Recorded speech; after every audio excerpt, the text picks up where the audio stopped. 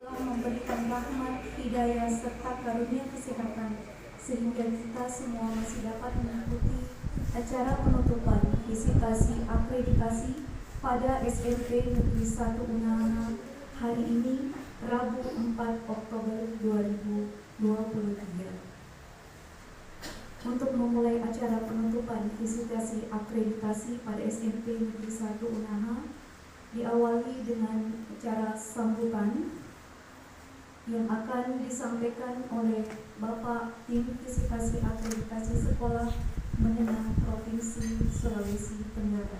Kepada Bapak disilakan.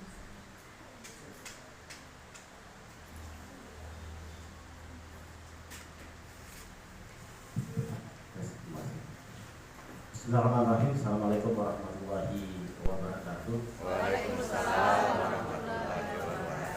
Alhamdulillah, kita sudah sampai pada penghujung dari pagi kita fighting Bapak Ibu ya. Sampai ini sudah masuk sholat asar. Sebenarnya Bapak Ibu, ini mungkin bukan sambutan, lebih pada berupa catatan-catatan yang kami dapatkan ya, mulai dari proses penggalian data dengan siswa, dengan komite dan orang tua, kemudian dilanjutkan tadi kami melakukan fisik kelas ya. Setelah itu kita penggalian data juga dengan Bapak Ibu guru ya, serta manajemen sekolah. Dari semua proses ini Bapak Ibu, alhamdulillah luar biasa kita sudah jalani. Cukup bagus Bapak Ibu, terima kasih sudah dikooperatif. Kami sudah bisa mendapatkan gambaran ya. Kita sudah bisa petakan, kita sudah dapat gambaran. Tinggal ya ada beberapa hal yang perlu dibenahi dan diselesaikan. Pertama itu terkait kuesioner yang sudah kami bagikan di link di grup ya. Kemudian ada beberapa dokumen yang mungkin perlu diselesaikan juga Bapak Ibu. Nah selain itu ada beberapa catatan dari kami. Nanti mungkin sini kami minta juga kesedarannya Pak Fani dalam catatannya. Pertama Bapak Ibu, pembiasaan literasi sudah cukup baik, namun perlu seperti apa sih saya bilang tadi, perlu ada media tempat untuk memajang hasil-hasil karya siswa. Maka kita perlu ada mading kelas, kita perlu ada mading sekolah. Jadi di mading sekolah itu ya, misalnya ada informasi-informasi apa yang sifatnya umum ya dipasang di mading sekolah. Hasil-hasil karya siswa itu perlu dipasang di mading kelas. Itu bagian dari bagaimana kita mengapresiasi hasil karya siswa. Seperti itu. Kemudian kita perlu ada pojok-pojok baca Bapak Ibu. Itu salah satu dari bagian kebiasaan literasi. Yang nantinya kemudian kita akan atur, kita akan program bahwa setiap hari itu misalnya siswa membaca 10 sampai 15 menit sebelum dimulai pelajaran. Atau silakan bagaimana diatur. Saya kira Bapak Ibu punya teknik sendiri ya, seperti itu ya. Tapi kita perlu menggalakkan kebiasaan literasi. Kemudian sosial media kampus itu perlu sekali Bapak Ibu. Seperti yang saya sampaikan tadi. Terkadang kemudian misalnya kita ada dokumentasinya. Kadang kan kemudian kita ada sesuatu ini di mana dokumentasinya. Tapi benar karena kami melakukan nanti dokumentasinya di mana. Nah kalau ada sosial media kampus, misalnya ada Instagramnya kampus, ada Facebooknya kampus, nah semua kegiatan-kegiatan di sekolah yang berkampus, sorry, biasa kan kampus ya. Jadi kalau ada Instagramnya sekolah, ada Facebooknya sekolah, semua kegiatan-kegiatan itu dipublish di situ.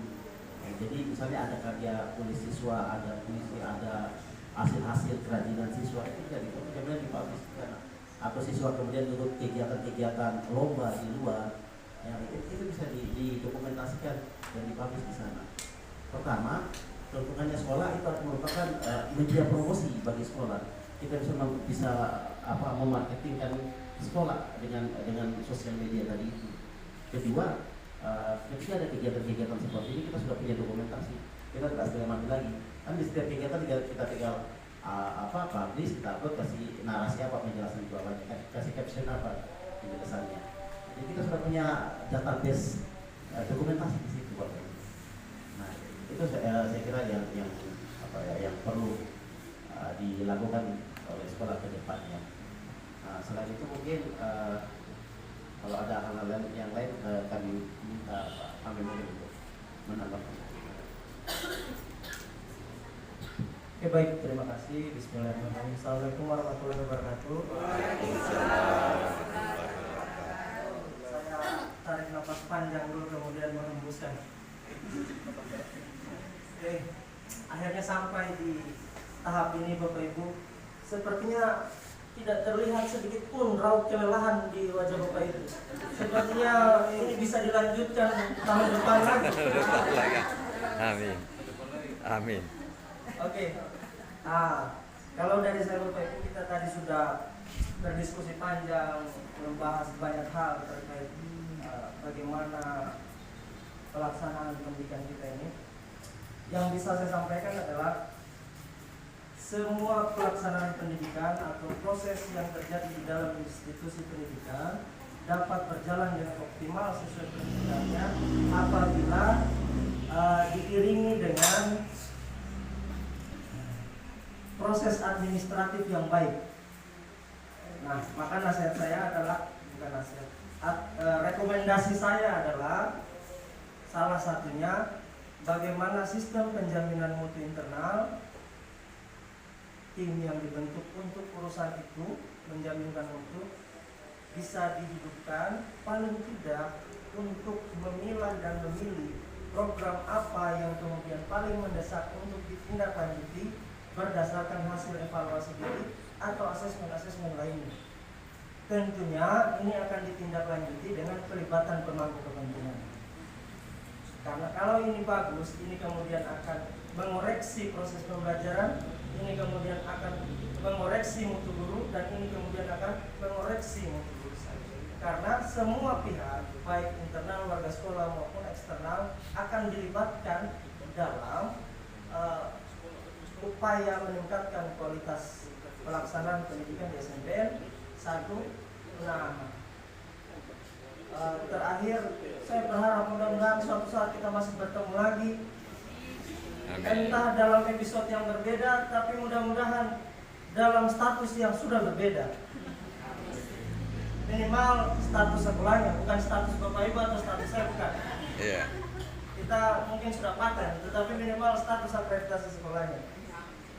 Tentunya itu semua didasarkan pada apa yang kita lakukan hari ini. Tidak akan keluar jauh dari apa yang kita lakukan hari ini. Untuk itu kami berharap ini bukan memberi tugas kepada guru-guru saya, karena kalau diukur berdasarkan usia ini, saya ini berbicara di depan orang tua saya dan guru-guru saya.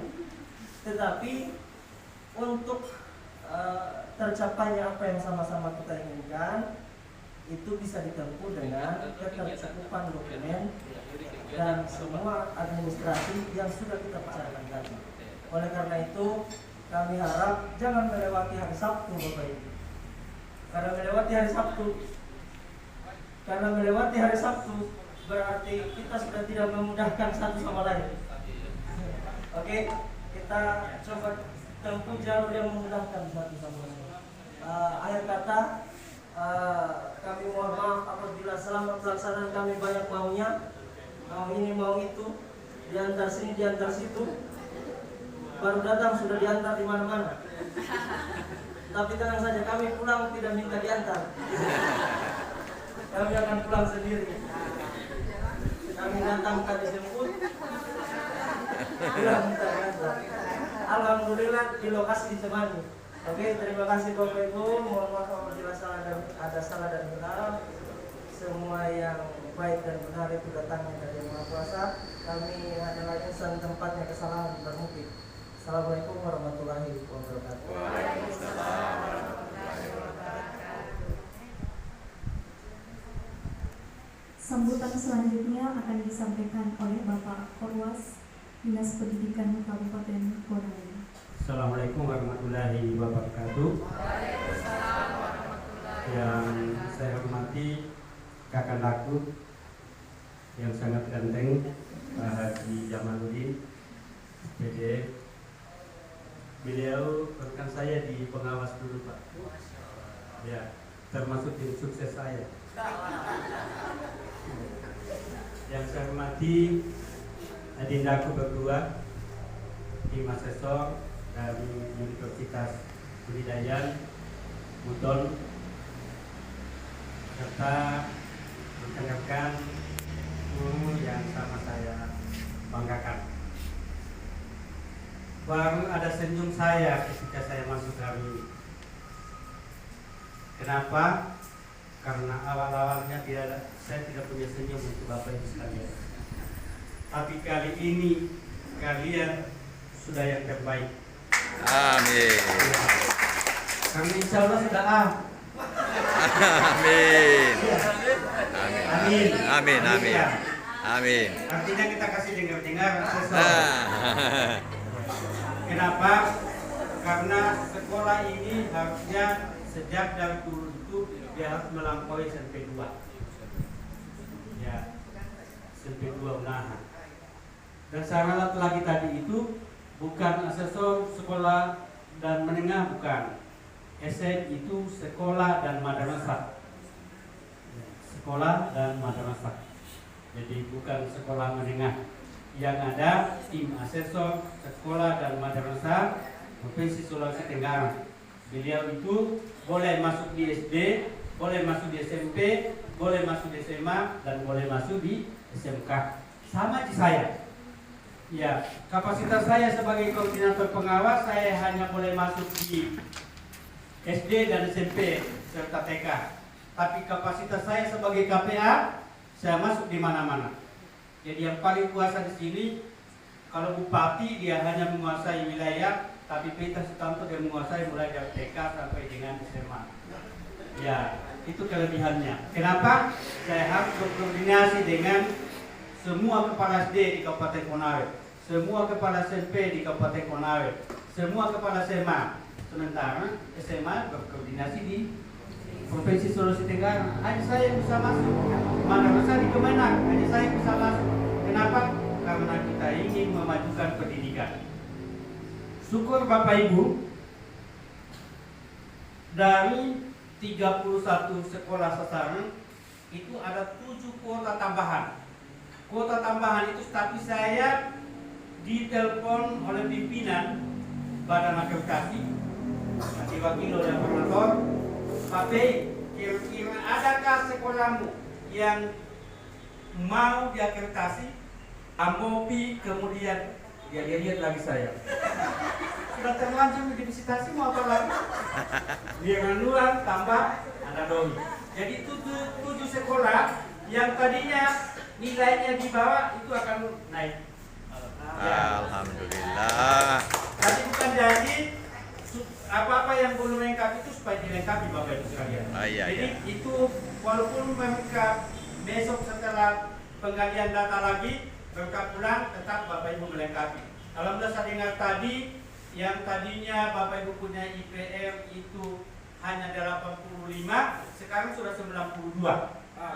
Amin. Iya, 89 tadi.